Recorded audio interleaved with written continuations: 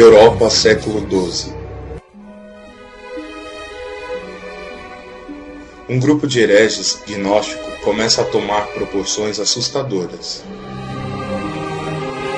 Os cátaros ameaçavam o futuro da sociedade, pois as suas práticas e atos eram absolutamente abomináveis. Eles pregavam o suicídio através de inanição. Saqueavam fazendas e igrejas. Eram totalmente contrários ao matrimônio e à procriação. E por isso matavam as mulheres grávidas, porque acreditavam que o nascimento de uma criança era verdadeiramente uma prisão para a divindade.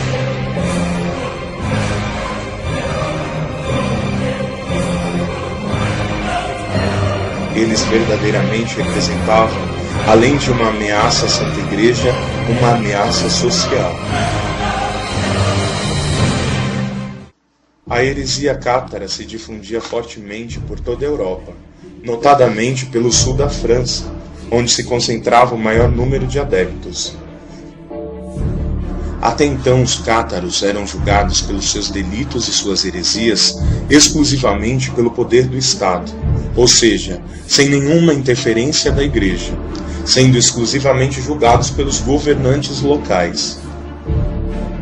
No entanto, deve-se ressaltar que esse processo estava sendo totalmente falível, pois havia inúmeros abusos por parte de alguns governantes, que acabavam por entregar os suspeitos à justiça sem nem mesmo averiguar a culpabilidade dos mesmos, ou dar-lhes qualquer chance de defesa.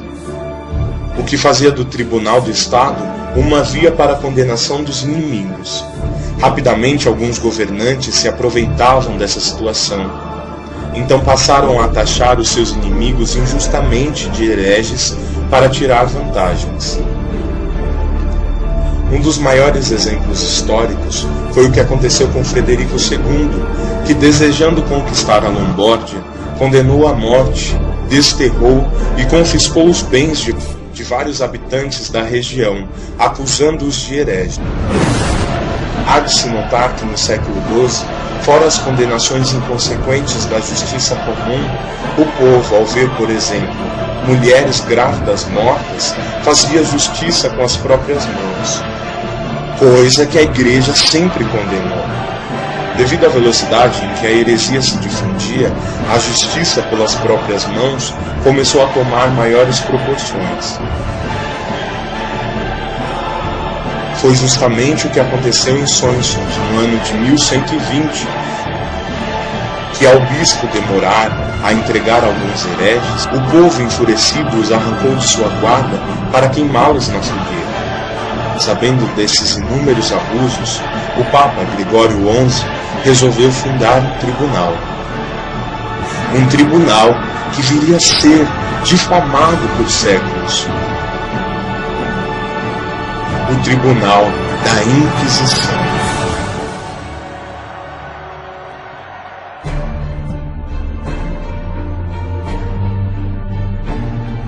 Inquisição, a história não contada.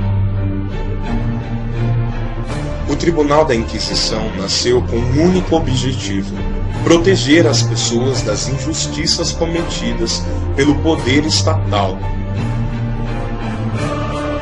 dando uma oportunidade aos hereges de se redimirem sem sofrer nenhum tipo de massacre. Ao fundar esse tribunal, o Papa reivindicou o direito exclusivo de julgar todas as heresias. Somente esse tribunal poderia declarar alguém como herege. O Tribunal da Inquisição não tinha como intuito matar ninguém, nem mesmo torturar. O tribunal foi criado pelo Papa, que visava primeiramente proteger o réu, ou seja, proteger o acusado de heresia, dentro de normas jurídicas e eclesiásticas. O tribunal era uma oportunidade para que o réu se defendesse antes que fosse entregue às penas aplicadas pelo Estado. A Inquisição possuía várias fases, que podem ser divididas basicamente em três, que eram: primeira fase, a cerimônia do ato de fé, onde o povo era convidado a cantar o credo. Segunda fase, o perdão, onde todo aquele que se apresentasse por cerca de 20 a 30 dias e se declarasse como difusor de catarismo e querendo redimir-se, era perdoado. Terceira fase, a inquirição. Nesta fase era totalmente proibida a tortura. A Inquisição foi o primeiro tribunal do mundo a declarar que nenhuma confissão sobre tortura era válida. O que foi uma revolução, pois naquele tempo todos os tribunais existentes usavam tortura, pois não existiam métodos modernos de investigação.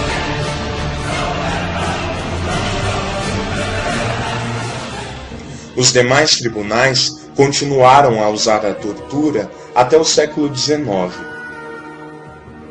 O Tribunal da Inquisição não julgava nenhuma pessoa que fosse de outra religião por caso de heresias. Uma boa prova disso é que nenhum judeu foi condenado por heresia pela Inquisição Católica.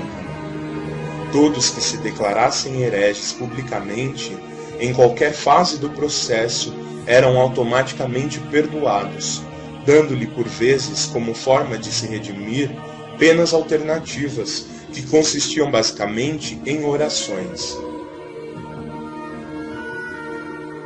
Alguns diziam que a Inquisição matou aproximadamente 30 milhões de pessoas, em especial em Teulos, onde havia maior número de condenações. A Inquisição teria matado supostamente 3 milhões de pessoas, o que prova que esses números foram exagerados e que são verdadeiramente caluniosos. Teulos, durante a Idade Média, não possuía nem mesmo 300 mil pessoas. Como poderia ter sido morta 10 vezes mais que a população local? Durante 100 anos, em Teulos, o maior centro herege da Idade Média, foram mortas cerca de 42 pessoas de 665 processos. Já na Itália, ninguém foi morto pela Inquisição. E entre esses números, ainda pode-se contestar alguns, pois boa parte dessas execuções eram simbólicas, sendo queimadas em vez do indivíduo um boneco que o representava.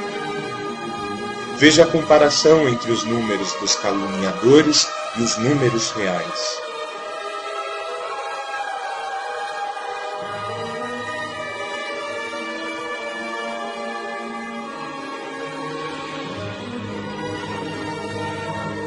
Fica clara uma manipulação grosseira dos dados para incriminar a Santa Igreja.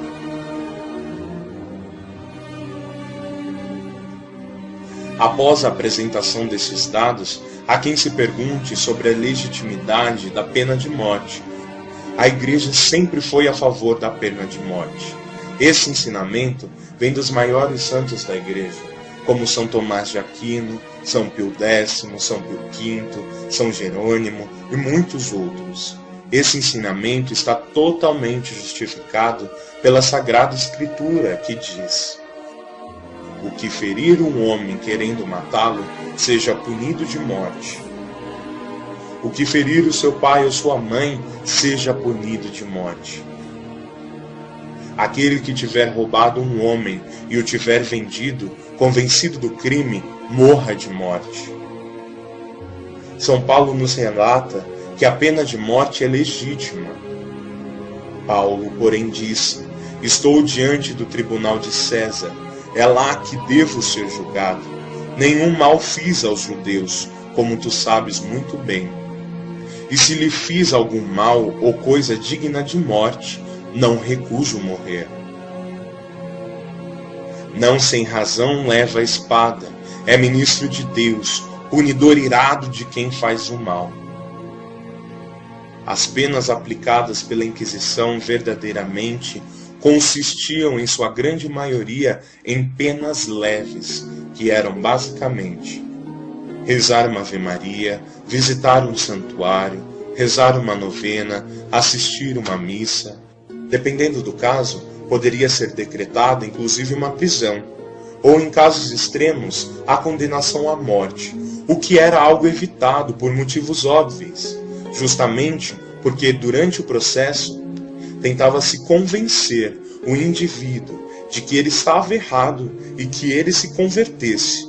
Logo, queimá-lo era um atestado de fracasso e uma propaganda em forma de martírio para os hereges. Vejamos o que diz Michel de Roquebert, autor esse que defende os cátaros.